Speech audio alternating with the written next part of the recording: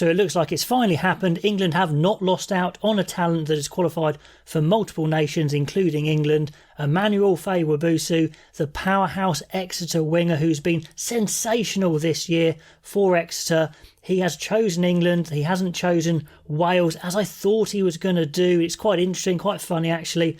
In an early talent scouting video I've done for England, I put him down there for Exeter as a talent to watch out for because I knew he was England qualified, and then I didn't include him, and I got comments saying why not, and I said look, I just think he's going to choose Wales. Being born in Cardiff, gone to school in Cardiff, all that sort of thing, I thought yeah, he is going to choose Wales. We're going to miss out on another great talent. I mean, just imagine it for Wales. FEYI-WABOSO on one wing, Lewis Rees-Zammit on the other, just ultimate danger. But yeah, he's actually chosen England, and maybe we have Exeter School of Medicine or whatever they're called to thank for this, because he was denied a place in Cardiff to study medicine, accepted in Exeter, and of course he's moved to Exeter to play rugby. Now Wasps going defunct, who he was playing for, so it's all kind of panned out in a way. It makes sense. Of course he can choose whoever he wants. I'm not going to belittle anyone for choosing a certain nation. It just looks to me like maybe he was going to choose Wales, but that move to Exeter, maybe that has just pushed it over the line, and it looks like he's chosen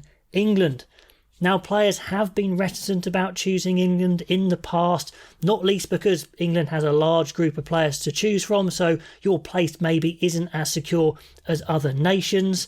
But funnily, at the moment for England, I'd say the winger spot is actually a better option for FEYI-WABOSO in England, because England really don't have any established wingers that are on top form. There's lots of options, but none nailed on at all, and I think FEYI-WABOSO would be top of that list of wingers to play and get capped in the Six Nations. If he doesn't get capped in the Six Nations, maybe even gets capped in an A game against Portugal. So if England do pick him, which it looks like they are going to, they really need to get this guy capped, because England have missed out on talent before.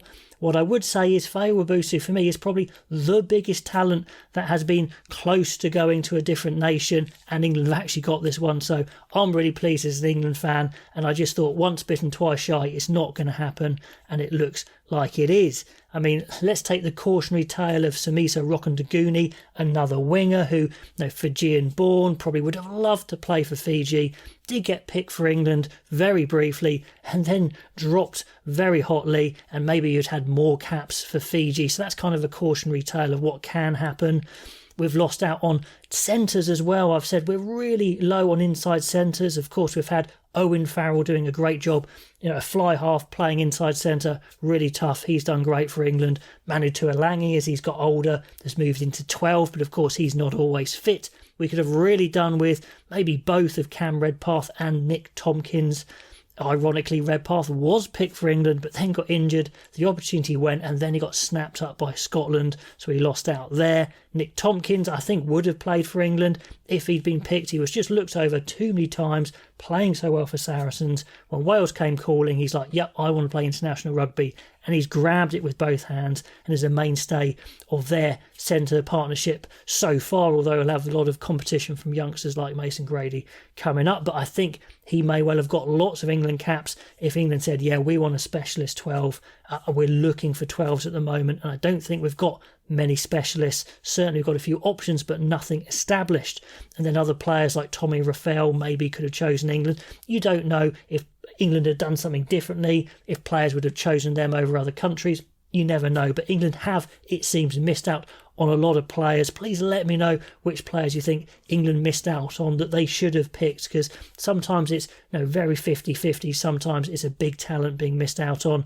And Emmanuel FEYI-WABOSO would have been a massive blow to England, who desperately need that talent. Henry Arundel, who looked like that speed power talent on the wing, of course, is unavailable, now re-signed in Racing.